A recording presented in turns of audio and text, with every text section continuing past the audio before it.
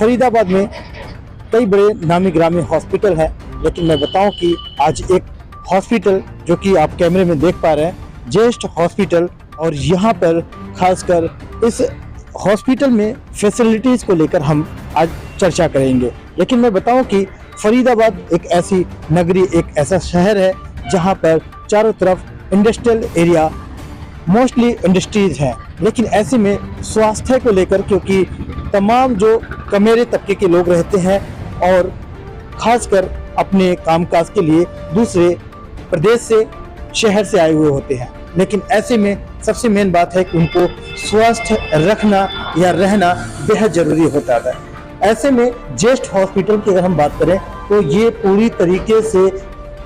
आम लोगों की बजट को ध्यान में रखते हुए ये हॉस्पिटल अब पूरी तरीके से तैयार है। यहाँ क्या फैसिलिटी मुहैया कराए जाते हैं और किस तरीके की जेस्ट हॉस्पिटल में सर्विसेज है स्वास्थ्य को लेकर, ये सब कुछ हम विस्तार से जानेंगे। खासकर फरीदाबाद के किसी भी क्षेत्र में जो लोग रहते हैं उनको स्वास्थ्य को लेकर अगर कोई सडनली इंसिडेंट, कोई एक्सीडेंट होते हैं या फिर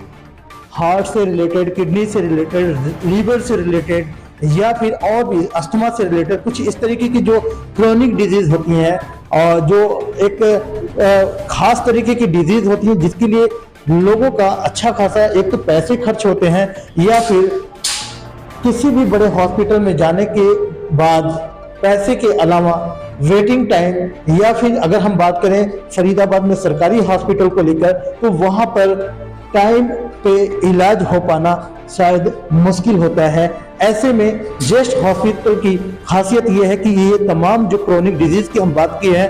या फिर नाम ले रहे हैं, इस डिजीज के लिए पूरी तरीके से जेस्ट हॉस्पिटल में एक्सपीरियंस डॉक्टर्स हैं जिनके माध्यम से यहाँ पर पूरा एक तो सस्ते दर पर इलाज की दावा किया जा रहा है। यहाँ आप देखेंगे तो निजी वार्ड तकरीबन ऐसे जानकारी में आया है कि 30 बेड का जो यहाँ पे ये हॉस्पिटल है, लेकिन मैं आज विस्तार से यहाँ पर दिखा पाऊंगा ग्राउंड जो इसकी रियलिटी क्या है, क्या चीज यहाँ पे है, वो सब कुछ आपको विस्तार से दिखा पाएंगे।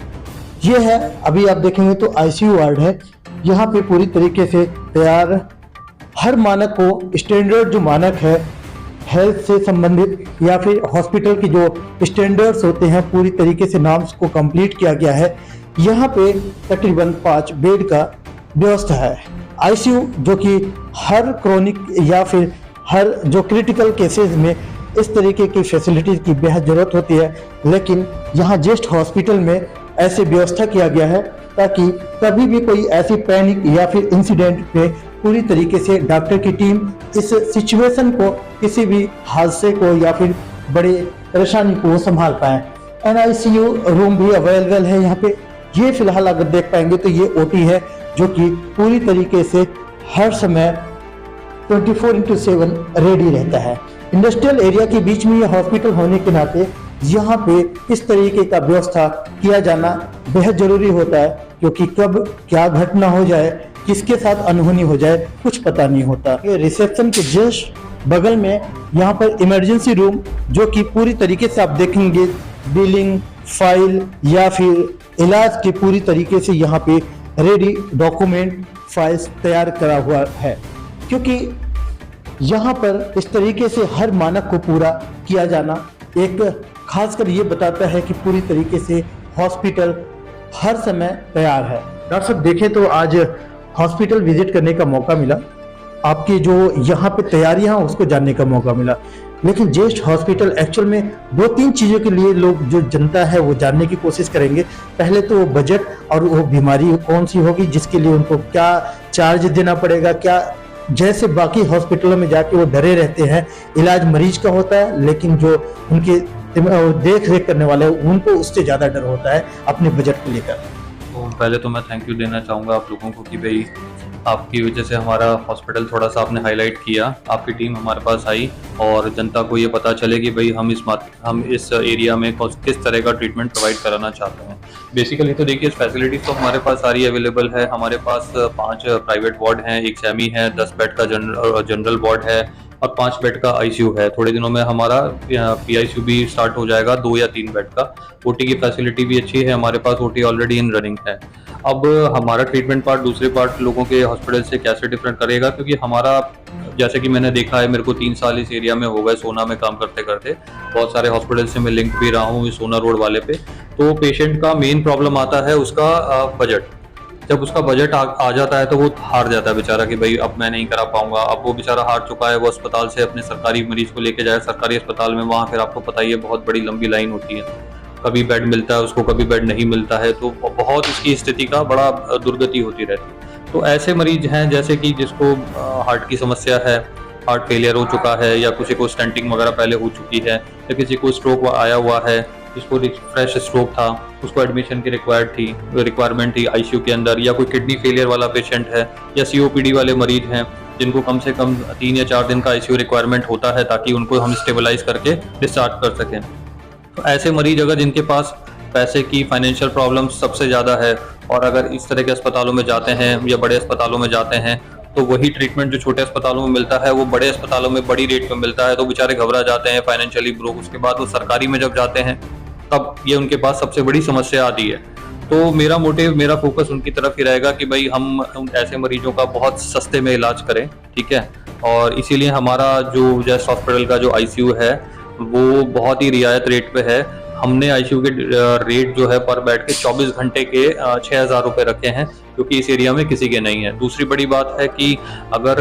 पेशेंट को इन्वेस्टिगेशन पार्ट से लेकर के और बेड चार्ज से लेकर के या दवाइयों वाले पार्ट से अगर कोई डिस्काउंट वाली समस्या भी आती है तो हम अराउंड मैक्सिमम 40% तक डिस्काउंट देने की कोशिश करते हैं। तो जो ट्रीटमेंट पार्ट वाले पार्ट में तो हम मरीज की हमेशा हेल्प करने में ही लगे हुए हैं, लेकिन इंडस्ट्रीज वाला एरिया है तो उनको भी ट्रॉमेटिक पार्ट में तुरंत मिले, क्योंकि ये हॉस्पिटल बहुत सारी इंडस्ट्रीज के पास में है। तो जो एक ट्रॉमा का एक फर्स्ट एड उनको मिलना चाहिए बिल्कुल टाइम के ऊपर, तो वो बिल्कुल टाइम पे बिल्कुल रियायत रेट के ऊपर हम लोग देने के लिए रेडी हैं। सर देखिए, अगर बात आप इंडस्ट्री की कर रहे हैं, इंडस्ट्री के बीच में आपका हॉस्पिटल है, लेकिन सबसे पहले वो प्रायोरिटी देते हैं, क्योंकि मोस्टली देखा गया है कि उनके पास ईएसआई कार्ड होते हैं, वो वहां जाना पसंद करते हैं, लेकिन उनको फर्स्ट जबकि जरूरत होता है कि ऑन द स्पॉट उनको सबसे पहले उनका ट्रीटमेंट हो। तो क्या ऐसे मेंटलिटी कैसे दूर हो सकती है? नहीं, देखिए इसमें ऐसा होता है कि हर कंपनी का एक बॉन्ड बना हुआ होता है। हर एक मजदूर को 2,000 या 1,200 रुपए तक का फर्स्ट एड देती है कंपनी। उसके बाद वो जाना चाहता है, वो अपनी रिस्पॉन्सिबिलिटी पे कहीं भी जा सकता है। तो जो इनिशियल वाला ट्रीटमेंट पार्ट आता है वो इस जो इनका एक बॉन्ड बना होता है, बॉन्ड क्या बोलते हैं, एक रिसिप्ट होती है जिसके ऊपर एक लिमिटेड अमाउंट का वो ट्रीटमेंट हमारे अस्पताल से करा सकते हैं या कहीं भी फर्स्ट एड से करा सकते हैं, वो कंपनी पे करती है। तो इन केस की अगर इस तरह की कोई छोटी मोटी कट वगैरह लग करके आता है या फ्रैक्चर तो हम इसी रेट में कवर करके उसको डिस्चार्ज करते हैं। और अगर उसके पास इस तरह की कोई फैसिलिटी है, फिलहाल तो देखिए हमारे पास कोई ईएसआई पैनल वगैरह नहीं है कि भाई हम ईएसआई पैनल को लेकर के उस पेशेंट को एडमिट करें, तो जहां भी उसका रेफरल वाला पैनल कवर होता है तो हम वहां उसको रेफर कर देते हैं। दूसरी बात यह है कि हॉस्पिटलों में देखा जाता है जहाँ पे थोड़ा सा, जैसे आपने कहा कि हम लोग रियायत देते हैं, ऐसे जगह पे कुछ दिन बाद बहुत सारी भीड़ हो जाती है, तो लोगों को लंबी लाइन लगानी पड़ती है।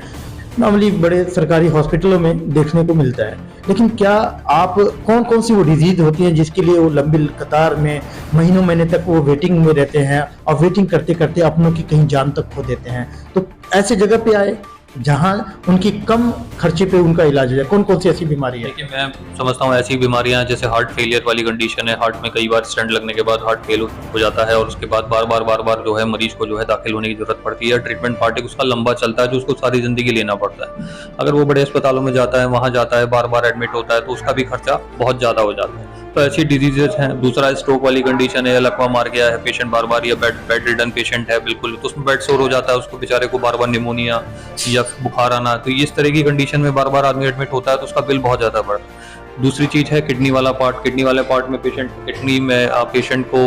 सांस फूलने का सबसे बड़ा प्रॉब्लम हो जाता है। बार डायलिसिस के बाद भी इवन उसको सांस फूलता है। तो हम अगर उसको एडमिशन रिक्वायर्ड है तो हम ऐसे पेशेंट की बिल्कुल हेल्प करना चाहेंगे कि भी हम उस मरीज को बहुत ही रियायत दर पे, क्योंकि ऐसे मरीज जो होते हैं जिनको पैसे की बहुत ज्यादा रिक्वायरमेंट होती है, बहुत बार एडमिट होते हैं, बिल्कुल फाइनेंशियली जेब से बिल्कुल ब्रोक हो चुके हैं, तो हम ऐसे मरीज की बिल्कुल सहायता करना चाहेंगे। हम चाहेंगे कि भाई हम उसको बहुत आधी से आधी रेट पे भी हम उसको एडमिट करें। हम उसको जो स्वास्थ्य की जो हमारी तरफ से मुहिम चली है कि भाई हम बहुत रियायत वाली दरों के ऊपर इलाज करें, तो हम उसमें बिल्कुल हेल्प करेंगे। सर ठीक है, अगर आप इस तरीके से बात कर रहे हैं, दावा कर रहे हैं, लेकिन मैं जानना चाहूँगा कि अगर पीएनएन के माध्यम से लोग जो वीडियो देख रहे हैं उनको कम से कम ये तसल्ली हो जाए कि क्या आप लोग बात आती है सबसे मेन बात की फाइनेंशियल, वो एडमिट करने के बाद से सबसे बड़ी टेंशन उनको बन जाती है कि क्या बजट होगा, कितने खर्चे लग जाएंगे। तो क्या इस वहम को दूर करने के लिए क्या आप लोग अपडेट करते रहेंगे लोगों को? बिल्कुल बिल्कुल, हमारा देखिए ये होता है कि जिस तरह से मरीज हमारे पास आया,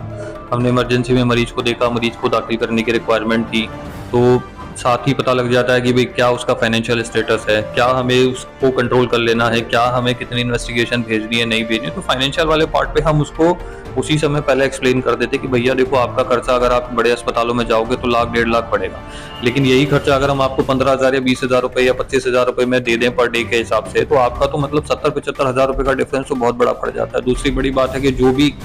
जो भी टेस्ट आपको हम करवाएंगे या जो हमें बहुत मतलब रिक्वायरमेंट पड़ी, हम वही टेस्ट कराएंगे। उस टेस्ट से कराने से पहले, हम दवा लगाने से पहले आपको एक बार जरूर काउंसलिंग करेंगे कि भाई देखिए ये इस तरह की दवा है, आप कहीं बाहर से लेके आना चाहते हैं, सस्ती वाली दवा लगाना चाहते हैं, तो वो आपके ऊपर डिपेंड है। तो हमारी तरफ से ऐसा कोई रेस्ट्रिक्शन नहीं है कि भैया हमने अपने ही अस्पताल की सारी दवाइयाँ लगानी है। कई अस्पतालों में ऐसा होता है कि नहीं, वो बोलते हैं कि हमारी फार्मेसी से ही आप खरीदोगे, भले 4,000 रुपए की दवा हो, वो बाहर 400 रुपए की मिल रही हो, तो कई अस्पताल ये बोलते हैं कि नहीं, आपको हमारे अस्पताल से खरीदना है। तो ऐसा कुछ नहीं है,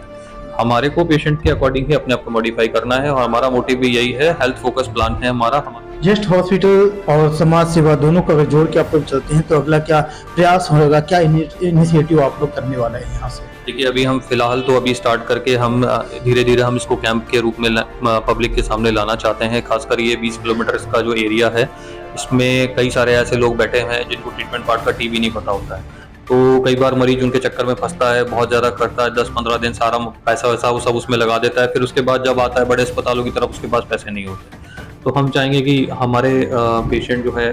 जो भी हमारे पास आते हैं या दूसरे अस्पतालों के पास आते हैं, तो ऐसे लोगों की चेन से वो हट जाएं जो उनको गलत ट्रीटमेंट पार्ट में फंसा देते हैं। फंसाने के बाद उनका आधे से ज़्यादा पैसा चूस लेते हैं। अब जो वो चूस चुके होते हैं तो फिर उसके बाद बेचारे वो भी खुद फ्रस्ट्रेटेड होते हैं कि भैया हर जगह जा रहे हैं, खर्चा,